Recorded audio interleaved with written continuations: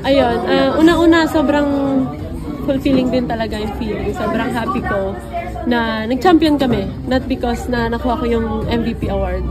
Bonus na lang yun. Ang goal talaga is makapag-contribute ako, makatulong ako sa team para makuha namin yung championship. And sobrang grateful lang din talaga kay Lord na hindi niya kami pinabayaan this conference. Hindi madali kasi puro do or die yung since quarterfinals hanggang finals.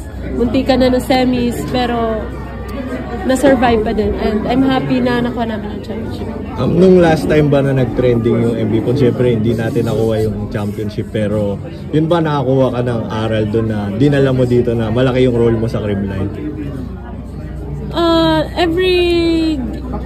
Every game naman, marami talagang lessons na natututunan. And yun, sobrang grateful lang din ako sa mga past experiences ko talaga. Mapa-beach man or indoor, sobrang laking bagay din talaga and sobrang laking tulong sa akin kung paano na rin ako maglaro ngayon. Once can you talk about lang yung, siyempre, nalaman before the conference, nalaman na wala yung tatlo. Can you talk about yung parang nung binigyan ka ng responsibility ni coach na kayo muna yung maglalaro. Can you talk about yung process, yung responsibility na sinabi ni coach na? Actually naman, na-ready lang din talaga kami mentally. Sabi nila coach na ready kayo. Basta kung sino lang yun nandito, yun muna. Wag namin hanapin kung sino yung wala. So yun lang din, everyday sa training kung sino yung nandyan, yun lang din yung nagtatrabaho. Merong times nga sa training na parang hindi maganda yung naging training namin, ganyan. Sabi ni coach na parang, sino pa ba inaantay nyo, ganyan. So parang isa din yun sa parang wake up call sa amin na, oo nga no, kami na talaga to. So kami yung nandito, so kailangan din talaga namin na mag-extra work pa, na trabaho para sa lahat, para sa team. With the way Creamline started itong conference na ito, yun nga talo against PLDT, na-picture nyo ba na you would end up here, na kayo pa rin yung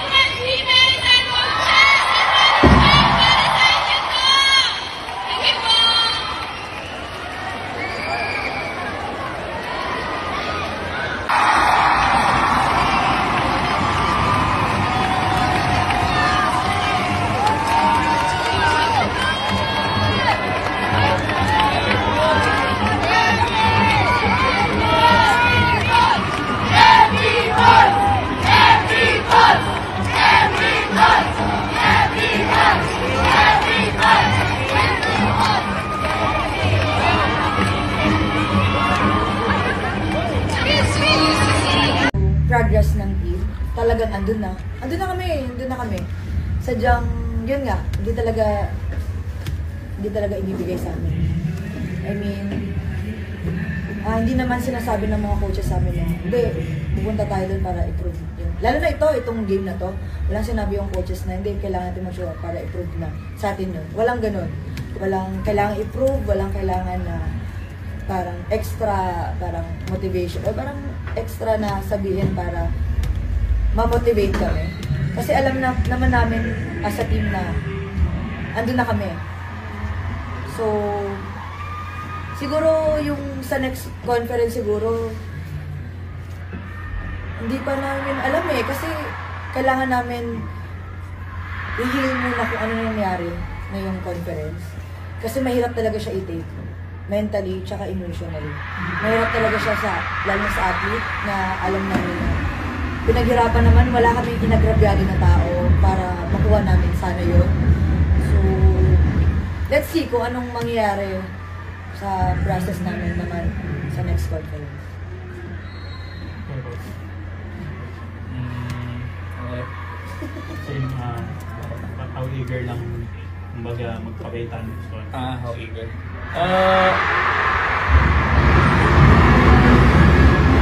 Okay. Dapat wala namang difference kung ano yung naging preparation namin this conference to the next year. Sadyang yun nga, binanggit nga ni Kat, hindi biro mentally. Baka weird na yun yung nagiging side namin. Pero alam, ano ba, iba yung take namin. Siguro yung take namin, yung take din naman ng lahat ng nakakita. Siguro doon na lang siguro na side na yung mga nanonood nga, iba yung take, what more kami naka-experience. So other than the mindset na kailangan mag-prepare ulit, talagang kailangan i-heal yun. Kasi hanggat hindi nakaka-recover, katulad nung kanina, hindi siya nagiging normal na nila. Meron pa rin, kahit yung naglalo kanina, no? Keep healthy. Because it's very harsh. We will be playing like one day and another. And I think we have to be very mentally ready. And of course physically, because it's gonna be harsh. But I think we have positive. This is gonna be good for the team. So we are thinking we will do our best in this tournament. MJ, how would you assess your personal readiness, physically and mentally, to compete in the Invitational Conference after a very long reinforced conference? As I say, we have to keep our mindset. Me, because of course everybody's talking about my age and everything. I will keep until now. I working in myself, in my condition to be ready to not get injury and everything. And by side with the coach, he helped me a lot in the training. Like he don't overload me. So this is how we will prepare for this, and especially like working in my body and especially my mind to play this invitation. We have discount. For Coach Ences, so panlimang bronze medal po ng Signal ngayon sa PBA. Tingin niyo po ba may kulang para sa team para maabot yung dulo, o more on parang it's about time na lang din, or darating din sa tingin niyo yung goal sooner than later? I think for me siguro lagi namang sabihin natin laging may kulang, kasi hindi naman kami parang laging gusto pa rin namin ng improvement at laging meron kaming kailangan. So hindi naman kami napapagod na magtrabaho, mag-training para makapunta sa kung ano man yung goal namin. And like last time nga, yung last game namin, we're 1 point away sa championship, pero hindi pa rin binigay sa amin. So marami pa rin kaming lapses and mga adjustment na dapat gawin.